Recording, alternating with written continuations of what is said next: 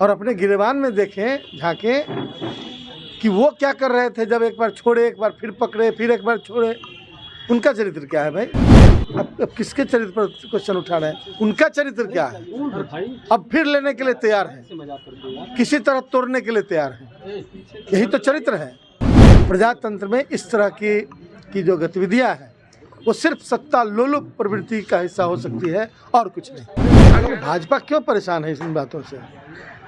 भाजपा परेशानी क्या है जब खुद नहीं हो सकता? जिस व्यक्ति ने विश्व शांति, विश्व बंधुत्व और मानवीय मूल्यों को शीर्ष पर उठाकर रखा, उस व्यक्ति की हत्या करने वाले जो लोग थे, आज देश में ही कुछ ऐसे लोग हैं जो इस देश पर शासन कर रहे हैं और हत्यारे को फूल माला चढ़ा रहे हैं। जनता सारी चीज़ें देख रही है। देश और दुनिया में उनके इन कृत्यों से भारी बदनामी हो रही है कि कैसे लोग थे जिसने महात्मा गांधी की हत्या करने वाले को ग्लोरीफाई कर रहे हैं। आज पूरा देश नतमस्तक है। महात्मा गांधी का जो योगदान इस देश की आज़ादी, इस देश की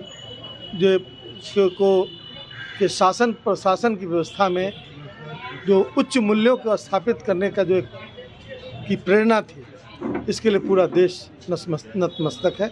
सभी जाति धर्म के लोग और दुनिया के एक बहुत बड़े हिस्से में लोग उनको आदर्श पुरुष मानते हैं। हमें इस बात का गर्व है। बिहार की धरती पर उन्होंने आंदोलन शुरू किया और इस बात का भी गर्व हमें।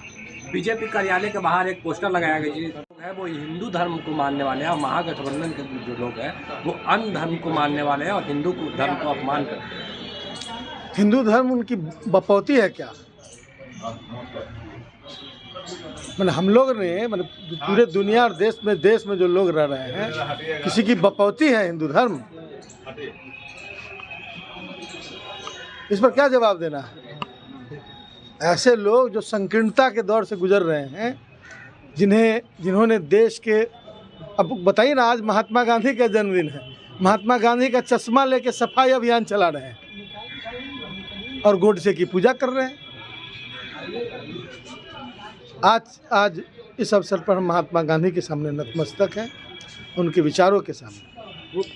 देश में अमन चैन, भाईचारा, धार्मिक एकता, सौहार्द, ये तमाम चीज़ें, ये मूल्य महात्मा गांधी के द्वारा दिए गए हैं और देश के बहुसंख्यक लोग उसी को मानते हैं। किसी के कहने से कोई धर्म, कोई जाति का बंटवारा नहीं हो सकता।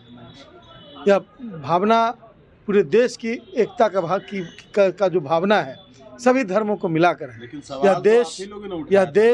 यह देश जो है एक अनेकता में एकता का प्रतीक है। सवाल तो आप ही लोगों ने उठाया है रामचरितमानस को लेकर, तब ना ये बात उठ रही है, तभी तो ये बात कहाँ उठ रही है उस वजह से?